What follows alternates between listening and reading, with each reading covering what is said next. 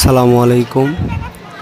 এটি হলো আমাদের রংপুরের ঐতিহ্যবাহী চিকলি ওয়াটার পার্ক, অনেকে চিকলি পার্ক নামেও চেনে।